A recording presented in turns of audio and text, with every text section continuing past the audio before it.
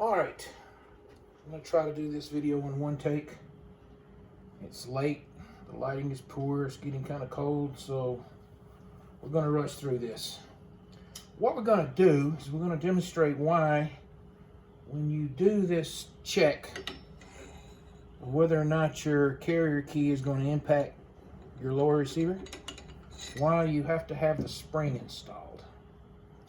All right, so let's first dispel this myth.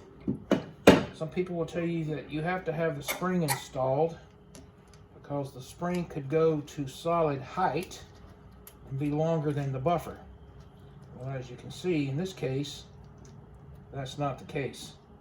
So you would think the spring would have nothing to do with the overall length, but it does. And that's the question that came up on a gun forum. Why, when you do this test, do you have to have the spring installed? Why can't you just stick the buffer in here and then you don't have to fight the spring? And I hate fighting springs. The reason for this is because the spring keeps the buffer oriented straight. If you don't have the spring, the buffer is going to sit in the back of the buffer tube crooked. And it's going to give you a longer reading than you would if you don't have the spring on there. That's the answer to the question that was asked on a gun forum. So let's demonstrate. With the spring on,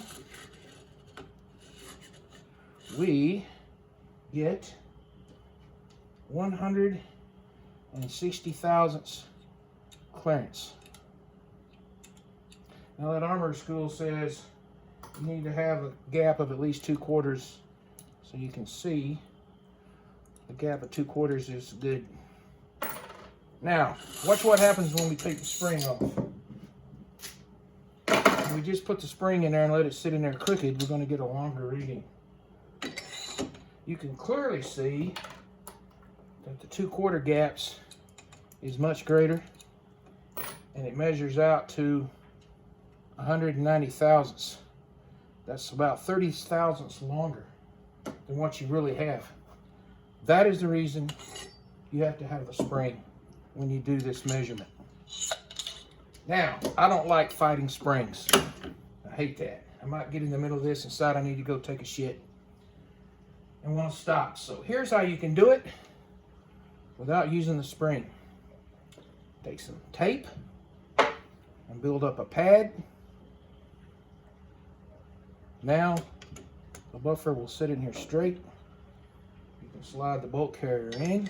It's easy to deal with, and we get the same 160 thousandths measurement.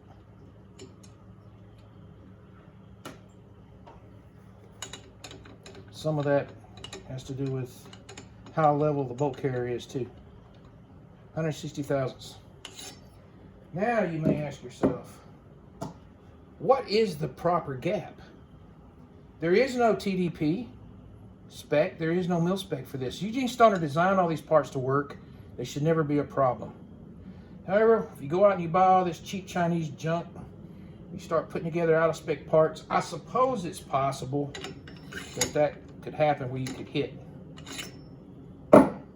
In cases where there is no technical data package spec on a part, I'll pull out a coat part and throw a coat part on here. And we're going to get, so that's really hard to hold. I've already measured this, so I know what it is. It's 155 thousandths. That's the gap.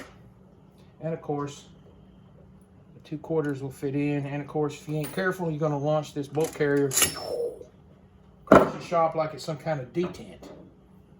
I prefer to do it using my method. Put the buffer in, slide the bolt carrier in, take your measurement.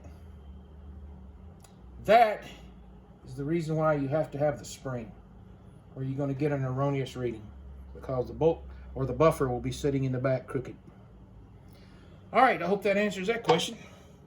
I didn't know what it was either until I started doing some measuring. All right.